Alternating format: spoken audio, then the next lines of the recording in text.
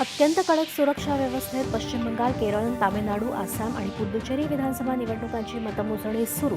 दुपारपर्यंत जनादेश स्पष्ट होण्याची शक्यता. पश्चिम बंगालमध्ये त्रिस्तरीय सुरक्षा व्यवस्थेत मतमोजणी. भवानीपूरमध्ये ममता बॅनर्जी आणि सुवेंदू अधिकारी यांच्या लढतीकडे देशाचं लक्ष. आसाममध्ये रालोआ आणि काँग्रेस प्रणित आघाडीत थेट लढत. भाजपात सत्ता राखणार की काँग्रेस आव्हान देणार, हा फैसला होणार आज. केरळमध्ये डावे पक्ष प्रणित एलडीएफला काँग्रेसच्या नेतृत्वाखाली यूडीएफचं आव्हान, तर तामिळनाडूमध्ये झालेल्या तिरंगी लढतीचा निकालही आज येणार हाती.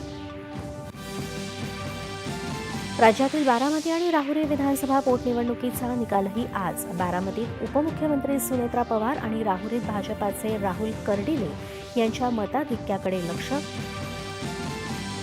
परराष्ट्र व्यवहार मंत्री एस जयशंकर 3 कॅरिबियन देशांच्या दौऱ्यावर. भारतानं दिलेल्या इलेक्ट्रॉनिक स्कोरबोर्डचं जमैकात केलं औपचारिक लोकार्पण. नेपाळच्या परराष्ट्र मंत्रालयाने कैलास मानसरोवर यात्रेबाबत सीमावादाशी संबंधित केलेले दावे फेटाळत हे दावे तथ्य आणि पुराव्यांवर आधारित नाहीत असं सांगत भारताने दिली कठोर प्रतिक्रिया.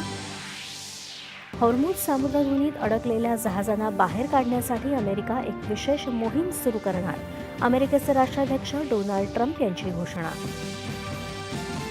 पश्चिम आशियातल्या तणावामुळे काही काळ थांबवलेल्या भारतासाठीच्या विमानसेवा संयुक्त अरब अमिरातीनं पुन्हा केल्यास सुरू. नसरापूर बालिका अत्याचार आणि हत्या प्रकरणाचा तपास विशेष तपास पथक करणार. राष्ट्रीय महिला आयोगासह राष्ट्रीय बाल हक्क संरक्षण आयोगाकडूनही गंभीर दखल. आणि महाराष्ट्र ऑलिम्पिक संघटनेच्या अध्यक्षपदी केंद्रीय राज्यमंत्री मुरलीधर मोहोळ यांची सर्वानुमते निवड.